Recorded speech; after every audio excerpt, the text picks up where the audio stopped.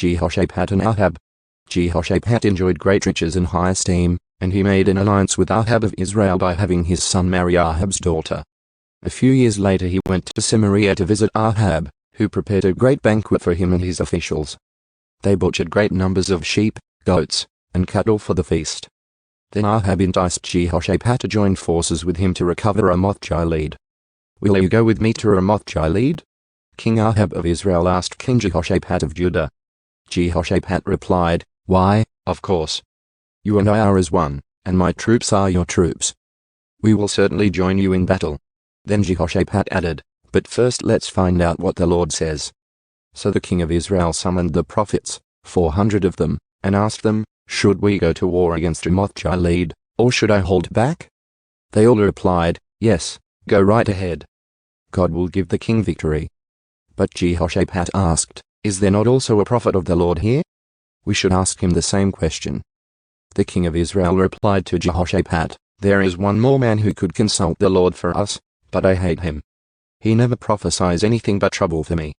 His name is Micaiah son of Imlah." Jehoshaphat replied, "That's not the way a king should talk. Let's hear what he has to say." So the king of Israel called one of his officials and said, "Quick, bring Micaiah son of Imlah. Micaiah prophesies against Ahab." King Ahab of Israel and King Jehoshaphat of Judah, dressed in their royal robes, were sitting on thrones at the threshing floor near the gate of Samaria. All of Ahab's prophets were prophesying there in front of them. One of them, Zedekiah son of Kenana, made some iron horns and proclaimed, "This is what the Lord says, with these horns you will gore the Arameans to death."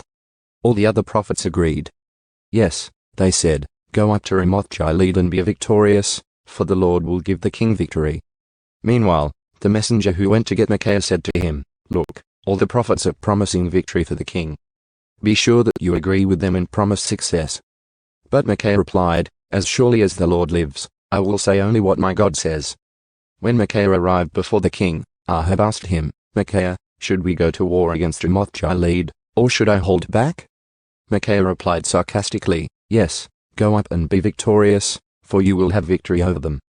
But the king replied sharply, "How many times must I demand that you speak only the truth to me when you speak for the Lord?" Then Micaiah told him, "In a vision I saw all Israel scattered on the mountains, like sheep without a shepherd. And the Lord said, 'Their master has been killed. Send them home in peace.' Didn't I tell you?" The king of Israel exclaimed to Jehoshaphat, "He never prophesies anything but trouble for me." Then Micaiah continued, "Listen to what the Lord says. I saw the Lord sitting on his throne with all the armies of heaven around him, on his right and on his left. And the Lord said, 'Who can entice King Ahab of Israel to go into battle against Ramoth-Gilead so he can be killed?' There were many suggestions, and finally a spirit approached the Lord and said, 'I can do it.' 'How will you do this?' the Lord asked. And the spirit replied, 'I will go out and inspire all of Ahab's prophets to speak lies.'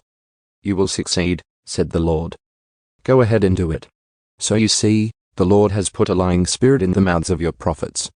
For the Lord has pronounced your doom." Then Zedekiah son of Kenana walked up to Micaiah and slapped him across the face. "Since when did the Spirit of the Lord leave me to speak to you?" he demanded. And Micaiah replied, "You will find out soon enough when you are trying to hide in some secret room." "Arrest him," the king of Israel ordered. "Take him back to Ammon, the governor of the city, and to my son Josh. Give them this order from the king, put this man in prison, and feed him nothing but bread and water until I return safely from the battle." But Micaiah replied, "If you return safely, it will mean that the Lord has not spoken through me." Then he added to those standing around, "Everyone mark my words." The death of Ahab. So King Ahab of Israel and King Jehoshaphat of Judah led their armies against Ramoth-Gilead.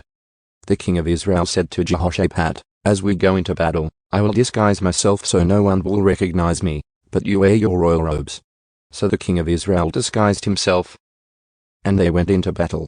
Meanwhile, the king of Aram had issued these orders to his chariot commanders, "Attack only the king of Israel. Don't bother with anyone else." So when the Aramean chariot commanders saw Jehoshaphat in his royal robes, they went after him. "There is the king of Israel," they shouted. But Jehoshaphat called out, and the Lord saved him. God helped him by turning the attackers away from him. As soon as the chariot commanders realized he was not the king of Israel, they stopped chasing him. An Aramean soldier, however, randomly shot an arrow at the Israeli troops and hit the king of Israel between the joints of his armor. "Turn the horses and get me out of here," Ahab groaned to the driver of the chariot. "I'm badly wounded." The battle raged all that day, and the king of Israel propped himself up in his chariot facing the Arameans. In the evening, just as the sun was setting, he died.